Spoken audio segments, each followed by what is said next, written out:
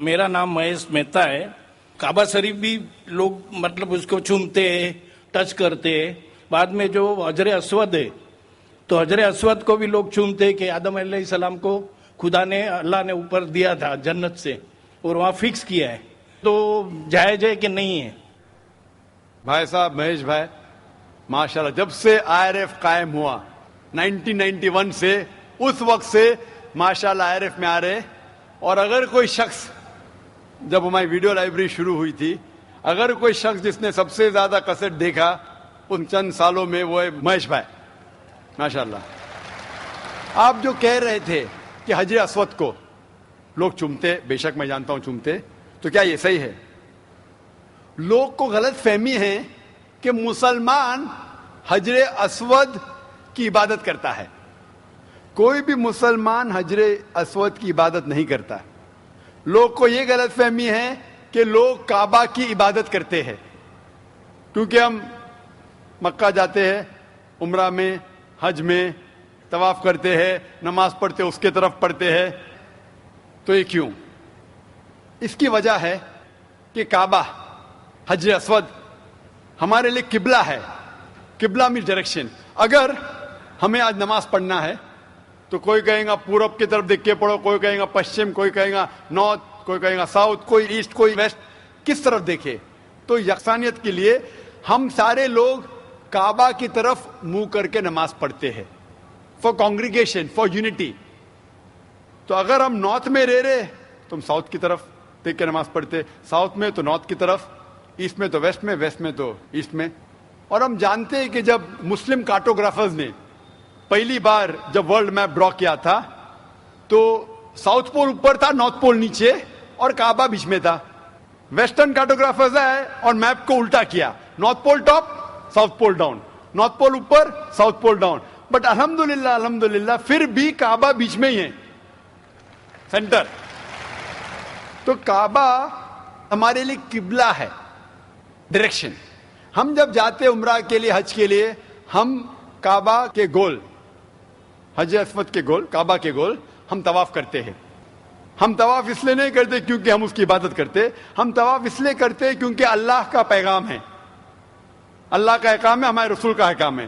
لیکن منطق سے میں سوچوں, لاجک سے سوچوں تو یہ سوچ سکتا ہوں کہ ہر سرکل کا ایک سینٹر ہے, ایک محور ہے, ایک سینٹر. کیونکہ ہم مانتے ہیں کہ اللہ ایک ہے, خدا ایک ہے, اسی لیے ہم کعبہ کے گول طواف کرتے ہیں, یہ دکھانے کے لیے کہ اللہ خدا ایک ہے. جیسے آپ نے فرمایا کہ مسلمان چومتے ہیں, بالکل صحیح فرماتے ہیں. میں تو میرے بیٹے کو بھی چومتا ہوں. کل آپ کہیں گے کہ بیٹے کی عبادت کرتا ہوں, اس کا جواب دوں گا میں. ایک حدیث ہے صحیح بخاری کی, والیوم نمبر 2, حضرت عمر رضی اللہ عنہ جو سیکنڈ خلیفہ تھے اسلام کے, وہ یہ حجر اسود کو دیکھ کے کہتے ہیں کہ یہ کالا پتھر نہ ہی میرے لیے کچھ اچھا کر سکتا ہے, نہ میرے لیے کچھ برا کام کر سکتا ہے, کیونکہ میرے آخری رسول محمد صلی اللہ علیہ وسلم سے چوما, اس سے میں چوم رہا ہوں. It can neither benefit me, it can neither cause me harm. نہ مجھے کوئی نقصان پہنچا سکتا ہے, نہ مجھے کوئی فائدہ پہنچا سکتا ہے, کیونکہ محمد صلی اللہ علیہ وسلم نے چوما, اس لیے میں چوم رہا ہوں. یہ الفاظ دوسرے خلیفہ حضرت عمر رضی اللہ عنہ کہ کافی ہے بتانے کے لیے کہ ہم مسلمان حجر اسود کی عبادت نہیں کرتے.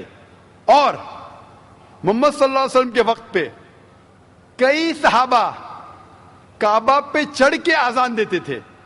اگر کوئی مسلمان کعبہ یا حجر اسود کی عبادت کرتا ہے, کوئی بھی بت پرست جو بت کی عبادت کرتا ہے اس پہ کبھی بھی نہیں چڑھے گا. تو یہ کہنا کہ ہم کعبہ یا سنگ اسود یا حجر اسود کی عبادت کرتے ہیں, کئی صحابہ نے کعبہ پہ چڑھ کے اذان دی, تو یہ ثابت ہے کہ ہم نہ کعبہ نہ حجر اسود کی عبادت کرتے ہیں, ہم صرف اس کو قبلہ مانتے ہیں. اور کیونکہ اللہ کے رسول نے چوما اس لیے ہم چومتے ہیں, ہم اس کی عبادت نہیں کرتے. Hope that answers the question. خواتین کی طرف مائک نمبر 3 میں اگر کوئی غیر مسلم خاتون سوال کرنا چاہتی ہوں تو کر سکتی ہیں. My name is Vijay Lakshmi and I'm working with the shipping company as a fleet personal executive. And see, about 2 months before, I just felt like I should read Quran, I should know more about Islam. And so I just felt like, asked one of my friends who was there in the train, whom I didn't knew, okay, what's Quran? So she told me, okay, fine, this is what it is. I read about it and I really loved reading it. And then once upon, like I read all about Muhammad sallallahu alaihi wasallam and the sunnatis and all, the ways of life and everything. And I found it to be so beautiful. Like it taught me how to live, which the life I never led before. It was like so beautiful and I can't explain now too, like how I feel coming into Islam and knowing about Allah. And like today I have surrendered myself to the laws of Islam and Muhammad, but I can't. But the problem is that I can't tell my parents, nor my relatives, nor my brother, like what is Allah. I want to tell them, what is Allah? Like you just ask one thing. Like today I asked, I wanted to be over here and listen to your bayan. And I just thought, I could be there with you and to listen to your bayan. And see, today evening all alone, I'm over here to listen to you.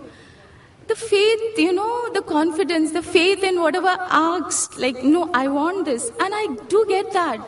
But that faith, that love, that affection, I had never seen in all these years in my life.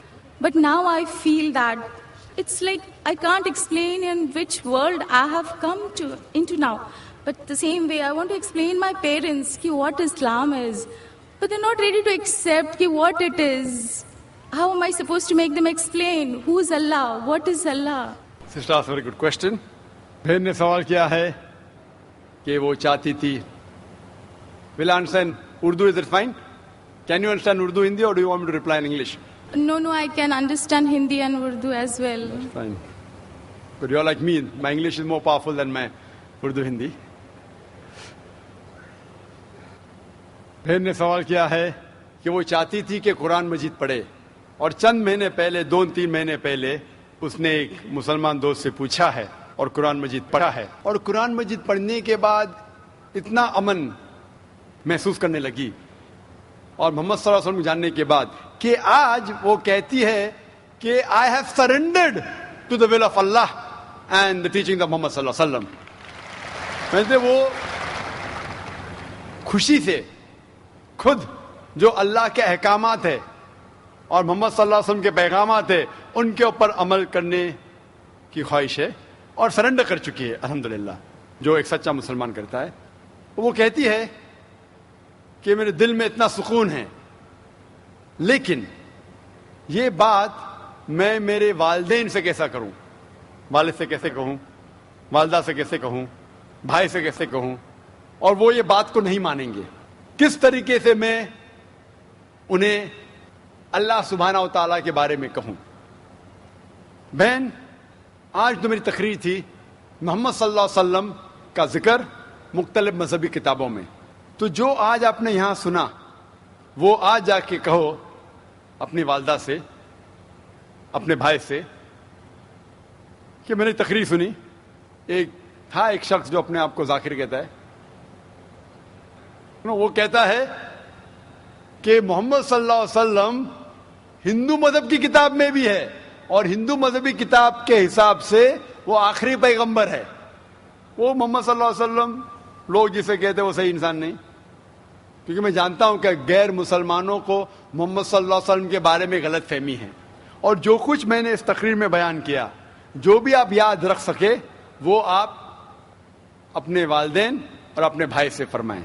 جہاں تک کہ اللہ کا تعلق ہے کہ اللہ کے بارے میں کس طریقے سے میں میرے والدین کو کہوں, اگلے سنیچر جیسے میں نے کہا 22 تاریخ کو میری تقریر ہے خدا کا تصور مختلف مذہب میں, concept of God in various world religions. اور اس میں انشاءاللہ جس طریقے سے آج میں نے ثابت کیا محمد صلی اللہ علیہ وسلم آخری پیغمبر ہے مختلف مذہبی کتابوں سے, اس دن ایک ہفتے بعد انشاءاللہ میں یہ ثابت کروں گا کہ ہر مذہب میں ضروری ہے کہ ایک ہی ایشور ہے, ایک ہی خدا ہے, ایک ہی اللہ ہے اور اس ایشور کی کوئی پرتیما نہیں ہے، نہ کوئی بت ہے، اور صرف ہمیں اس کی عبادت کرنا چاہیے. تو یہ دونوں تقریر سننے کے بعد جو دونوں مین پلرز ہے، مین رکن ہیں، اسلام کے مین رکن ہے، جو کلمہ بھی ہے کہ مانو کہ ایک خدا ہے اور اس کے علاوہ کسی کی عبادت نہیں کرنا چاہیے، اور محمد صلی اللہ علیہ وسلم اس کے آخری پیغمبر اور بندے ہیں. یہ ضروری ہے ماننے کے لیے کوئی انسان کو مسلم بننے کے لیے. میرا یہ کہنا ہے کہ جب بھی آپ اپنے گھر والوں سے بات کرتے ہیں تو یکسانیت کی بات کرو، اختلافی بات مت کرو. یہ مت کہو کہ اس میں یہ غلط لکھا ہے، یہ مذہبی کتاب میں ہندو میں یہ غلط ہے، یہ مت کیجیے. اللہ تعالیٰ فرماتے ہیں سورہ ال عمران میں سورہ 3 آیت نمبر 64 میں، تعالوا الی کلمۃ سواء بیننا وبینکم، آؤ ہم اس بات کی طرف جو آپ اور ہم میں یکساں ہے. سب سے پہلی بات اللہ نعبد الا اللہ، کہ ہم صرف ایک اللہ سبحانہ و تعالیٰ کی عبادت کرتے. لیکن جب آپ اسلام قبول کیے اور اسلام پہ عمل کرنا شروع کیے، آپ کو یہ احساس دلانا ہوگا اپنے گھر والوں کو کہ آپ ایک اور بہترین انسان ہیں. آپ جو پہلے تھے وہ دوسرے انسان ہیں، اور آج جو ہے وہ اور دوسرے انسان ہیں.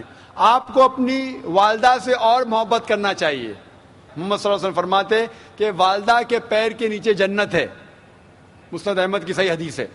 تو آپ کو یہ احساس دلانا ہوگا کہ آپ اپنی والدہ سے اور محبت کرتے ہیں، آپ کے والد سے اور محبت کرتے. جو آپ ان کی بات پہلے نہیں مانتے تھے آج ماننا شروع کرو. صرف وہ چیزیں جو قرآن اور حدیث کے خلاف ہے، اللہ کے احکامات اور محمد صلی اللہ علیہ وسلم کے پیغامات کے خلاف ہے، وہ چیز چھوڑ کے سب باتیں مانو. تو انہیں احساس ہوگا کہ آپ ان سے اور محبت کرتے، اور آہستہ آہستہ پیار سے جو یکسانیت ہے ان کو بیان کرو. وقت ہو سکتا ہے آپ کو کچھ دن لگے، کچھ ہفتے لگے، کچھ سال لگے. آپ کا کام ہے ذکر کرنا، جیسا میرا کام ہے ذکر کرنا. ہدایت دیتا اللہ سبحانہ و تعالیٰ، ہدایت تو اللہ دیتا ہے، ہم صرف ذکر کرتے. اسی طریقے سے آپ دعوت دیجئے آپ کے گھر والوں کو، اور بعد میں اللہ پہ چھوڑیے. Hope the answers the question.